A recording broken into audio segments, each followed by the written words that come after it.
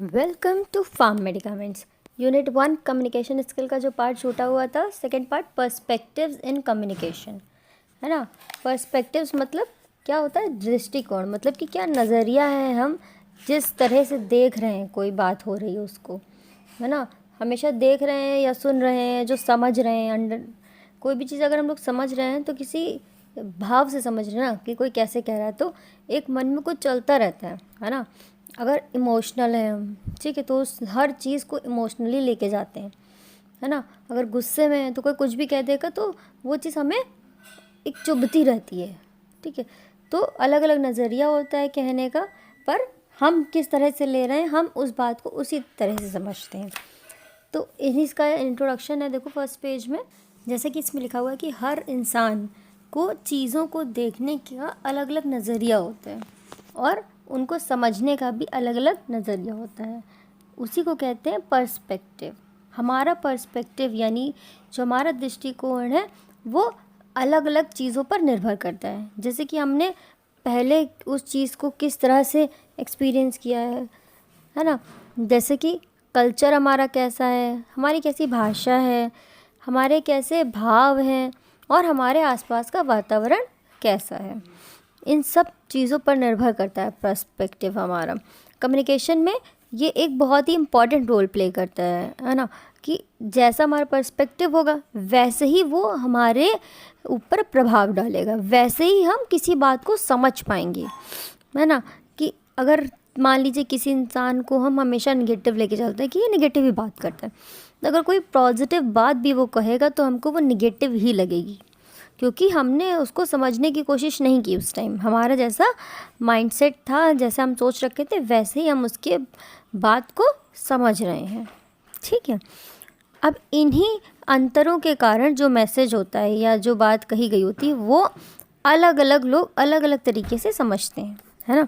जैसे कि मान लीजिए एक कोई बोला हार्ड वर्क, है ना, कि आपको अच्छे से मेहनत करनी है। अ पर्सन कैन फील कि मुझसे ये बहुत ज़्यादा मेहनत करा रही हैं, कहती है मुझसे बहुत मेहनत करो, है ना।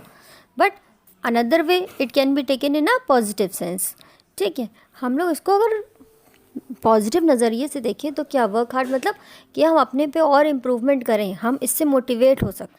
और अगर हम इन पर्सपेक्टिव को समझ जाएं तो क्या होगा, किसी भी तरह का जो मिसअंडरस्टैंडिंग है, कन्फ्यूजन है, ये कॉज नहीं होगा। विजुअल मतलब क्या होता है? देखना। तो नेक्स्ट हमारा क्या है? विजुअल परसेप्शन, मतलब देख कर हम कैसे पहचान रहे हैं और क्या उसकी व्याख्या कर रहे हैं, ठीक है। जो चीज़ देखते हैं उसको कैसे दिमाग में सेट कर लेते हैं, मतलब देख के किस तरह से अपना नज़रिया सेट कर रहे हैं, है ना। इसमें कई सारी चीज़ें आती हैं। जैसे पहला क्या है? विजुअल डिस्क्रिमिनेशन, सेकंड है फॉर्म डिस्क्रिमिनेशन, थर्ड है फिगर ग्राउंड डिफ्रेंसिएशन और फोर्थ है हमारा विजुअल मेमोरी। इन सब का मतलब क्या है कि हम लोग किस तरह से डिफरेंस करते हैं, किस तरह से अंतर करते हैं दो या दो से ज़्यादा चीज़ों में देखकर। पहले क्या है? Visual discrimination. इसमें क्या कि जैसे ऑब्जेक्ट है, मतलब कोई चीज़ बनी हुई है, किसी का शेप है, इस पर आधारित किस तरह से हम भेदभाव करते हैं चीज़ों में। भेदभाव मतलब यहाँ पे बायसनेस नहीं, डिफरेंस है, दो या दो से अधिक चीज़ों के बीच में अंतर करना। इसका एग्जाम्पल ये है कि अगर दो मेडिसिन हैं, है ना, उनका लेबल देखकर, उनका कलर देखकर, है ना, या उन पर जो लिखा है ये सब देखकर अंतर बताना उन दोनों में, है ना। इसका एक और जो बहुत ही शॉर्ट सा एग्जांपल है बी और डी, है ना। दोनों को देख के अंतर बता सकते हैं ना, कौन सा बी है कौन सा डी है।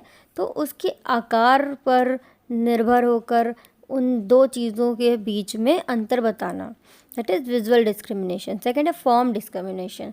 फॉर्म मतलब क्या होता है कि वो कैसा दिख रहा है ना, कि अगर उसका रंग मान लो हमने बदल भी दिया, लेकिन जैसा वो दिख रहा था उससे हमें समझ में आ गया क्या, कि वही चीज़ है।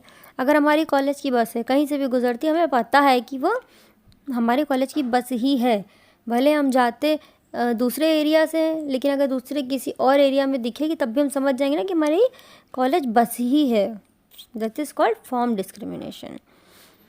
नेक्स्ट है हमारा फिगर ग्राउंड डिफ्रेंसिएशन। इसमें क्या है कि एक ऑब्जेक्ट जिस पे जो हमें चाहिए या जो चीज़ हम समझ रहे हैं, उसके अलावा बाकी चीज़ों को हम ध्यान ही नहीं देते। जैसे भीड़ में अगर हमारा एक जानने पहचानने वाला कोई लोग है तो वो हम भीड़ में भी उसको पहचान लेते ना दूर से कि अरे हाँ ये मेरा मित्र है ना क्या, और बाकी लोग क्या हो जाते हैं, ऐसा लगता है डिसअपियर हो गया।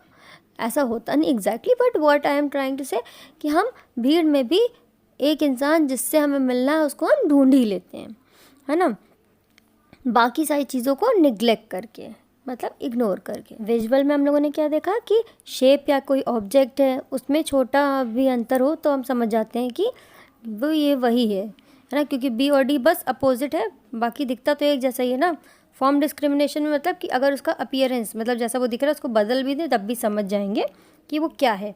फिगर ग्राउंड में फोकस करते हैं हम लोग एक मेन ऑब्जेक्ट पे जो कि बाकी सारी चीज़ों को धुंधला कर देता है। जैसे पोर्ट्रेट में होता है ना कि एक पे फोकस बाकी धुंधला, ऐसे ही कुछ चीज़। और भीड़ में मित्र को ढूंढना इसका सबसे बढ़िया एग्जाम्पल है। लास्ट और फोर्थ हमारा इसी का पार्ट है विजुअल मेमोरी। इसमें क्या है कि मतलब हम लोगों ने कोई चीज़ देखी और वो चीज़ हमारे दिमाग में बैठ गई है। अब मानो कि आप कॉलेज से गुजरते हो तो ये पता है ना आपको कि यहीं मुड़ना है, ऐसा तो नहीं कि सीधे निकल जाते हैं, ऐसा नहीं होता ना। और कॉलेज के अंदर भी आए तो हमको क्लास एक बार देख लिया हमने तो हमको अगले दिन पता होता है कि हमको यहीं जाना है। ऐसा तो नहीं कि हर दिन अगले क्लास में चले जाते हैं, फर्स्ट फ्लोर पे होता था सेकंड फ्लोर चले गए, ऐसा तो नहीं होता ना। That is called visual memory. कोई भी चीज़ देखकर हमारे दिमाग में सेट हो जाती है और वैसे ही हम लोग अगली बार करते हैं, ठीक है।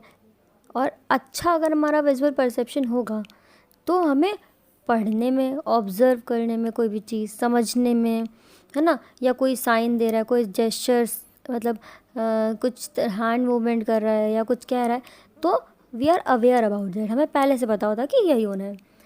इसके बाद हम लोग देखेंगे the role of language in perception, कि लैंग्वेज का क्या रोल है हमारे परसेप्शन में। तो लैंग्वेज क्या है, एक तरह से साधन है ना, एक तरह से मीडियम है जिसके द्वारा अपनी बातों को कह सकते हैं, ठीक है, और दूसरों की बात सुन सकते हैं, समझ सकते हैं।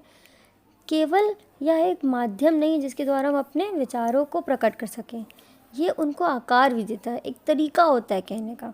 तो कोई टूटी फूटी चीज़ बोलेगा, गया मैं था हो गया या ये हो, तो ऐसे कुछ समझ आ रहा नहीं ना। तो लैंग्वेज जो उसको शेप देती है, प्रॉपर वे देती है बोलने का या कहने का, लिखने का। तो जिस तरह से हम वर्ड्स को यूज़ करते हैं, जिस तरह से हम उनमें पंक्चुएशंस लगाते हैं या जिस तरह से हम टोन, जिस टोन में कहते हैं, सब चीज़ों पर निर्भर है हमारी कम्युनिकेशन। मान लो कि इनका नीचे देखो एक एग्जांपल दिया, लेट्स ईट ग्रैंडमा, देखो इनमें कॉमा लगा है बीच में, लेट्स ईट और ग्रैंडमा के बीच में। नेक्स्ट में देखो कॉमा नहीं लगा, लेट्स ईट ग्रैंडमा, ठीक। तो दोनों का तरीका कहने में देखो डिफरेंस आ जाएगा।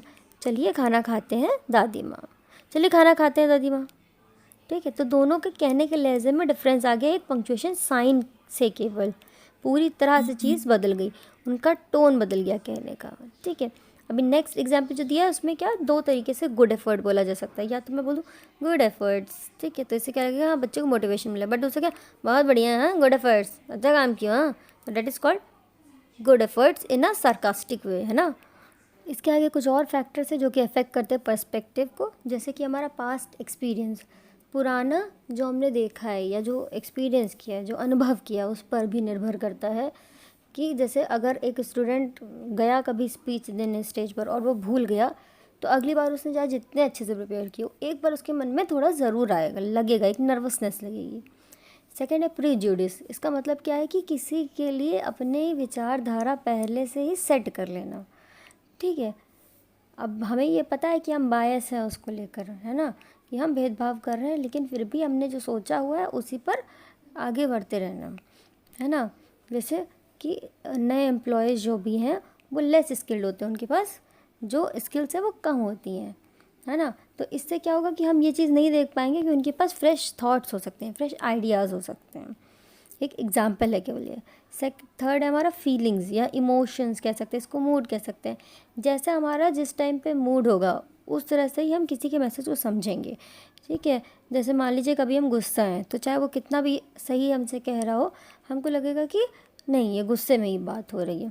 या कभी हम बहुत थके हुए होते हैं तो हमसे अगर कोई एडवाइस भी दे दे कि अरे जा रहे हो कल ये जमा करना है असाइनमेंट, पहले जाके ये कर लेना, तो हमको लगेगा क्या, अरे बेकार की बात ये कहता रहता है। लेकिन जब हम थोड़ा शांत हो जाते हैं, काम मूड में होते हैं, तो हमको क्या लगता है कि हाँ अरे नहीं वो तो मेरी फिक्र कर रहा था और मैंने उस पर फर्जी गुस्सा कर दिया है। अब इसी का लास्ट पॉइंट है environment.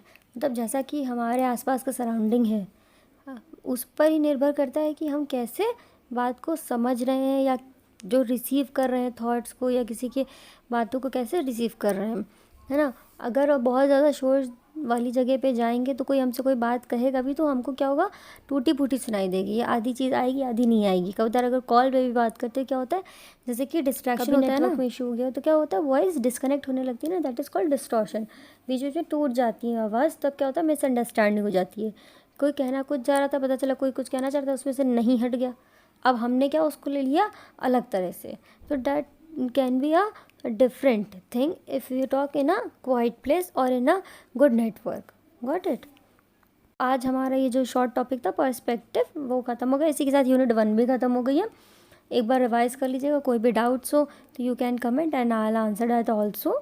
Thank you for watching the video.